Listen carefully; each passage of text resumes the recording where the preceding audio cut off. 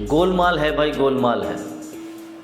ये हमारा शो आप देखते हैं जिसमें हम आपको अवगत कराते हैं एक ऐसी घटना से जो वास्तविक होती है और उसमें क्या गोलमाल हुआ है, क्या घपला हुआ है, ये हम आपको दिखाते हैं। अब एक ऐसा ही मामला है शिक्षा के घोटाले का,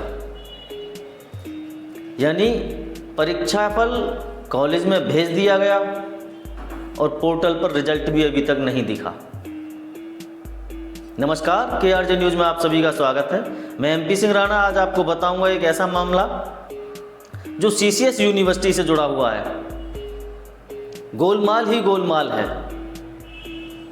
मामला ये है कि कॉलेजों में मार्कशीट यूनिवर्सिटी द्वारा भेज दी गई, लेकिन ना तो उनका रिजल्ट जारी हुआ, ना छात्रों को पता कि उनका रिजल्ट में परिणाम क्या है।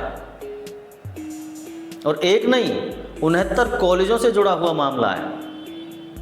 प्रथम दृष्टया ये एक कॉलेज से जुड़ा हुआ था जिसकी शिकायत लेकर के इसको छात्र नेता अंकित अधाना लेकर के परीक्षा नियंत्रक के पास पहुंचे। B.Ed क्लास से जुड़ा हुआ मामला था। जब बच्चों ने ये बात वहां रखी, परीक्षा नियंत्रक ने जांच की और 2 दिन का समय उनसे मांगा कि 2 दिन में इस समस्या का समाधान करेंगे। लेकिन जब इस मामले की गहनता से अंदर तक पहुंचे तो पता चला कि एक अम्बरीश शर्मा एजुकेशन कॉलेज नहीं है, ऐसे 69 कॉलेज हैं जहां पर छात्रों के साथ में ऐसा कार्य किया गया।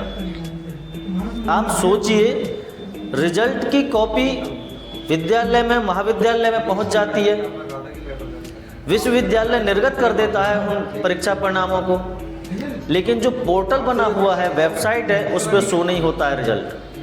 छात्र परेशान है, आखिर वो रिजल्ट वहाँ कैसे पहुँचे। बताया गया कि जो पोर्टल है उस पर अंक जो कॉलेज अपलोड करते हैं वो अपलोड नहीं हुए थे। जब कॉलेज से अंक अपलोड नहीं हुए तो परीक्षा परिणाम तैयार कैसे कर दिए। तो ये गोलमाल नहीं तो और क्या है। और ऐसे ही गोलमाल एक चीज़ सामने आई है, यूनिवर्सिटी के आए दिन बातें होती रहती हैं कि परीक्षा में दिक्कत, परीक्षा डिले हो रही है। ऐसे ही ये चलते रहे तो ये गोलमाल का ही एक कारण है। लोग अपनी जिम्मेदारी से हटके केवल अपना जो लक्ष्य होता है उसको पूर्ण करने में लगते हैं, चाहे वो अपूर्ण तरीके से किया जाए। वो कहते हैं ना, एक कहावत है, बेईमानी का धंधा भी ईमानदारी से किया जाता है। यानी कि जो काम आप कर रहे हैं गलत कार्य है, लेकिन उस गलत कार्य को भी इस ढंग से किया जाएगा वो सही लगे।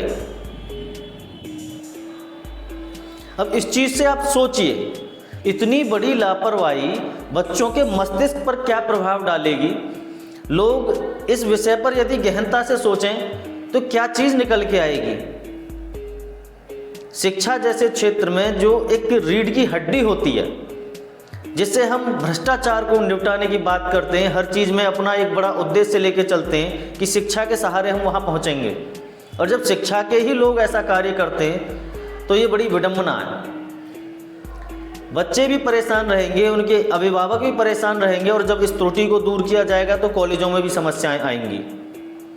विश्वविद्यालय प्रबंधन को इस बात पर जोर देना होगा। हालांकि जब परीक्षा नियंत्रक वीरेंद्र मौर्य से पूछा गया इस विषय में तो उन्होंने बताया 2 दिन का समय दिया गया है, इसको दूर कर दिया जाएगा। लेकिन इतनी बड़ी घटना हुई कैसे? क्या इससे पहले आपको पता नहीं था क्या चल रहा है कॉलेज में? कौन लोग इसमें संलिप्त हैं, क्या करते हैं, क्या जिम्मेदारी किसकी है, ये कौन देखेगा? आप परीक्षा नियंत्रक हैं, आप अपना कार्य ढंग से करेंगे तो नहीं होगी त्रुटि।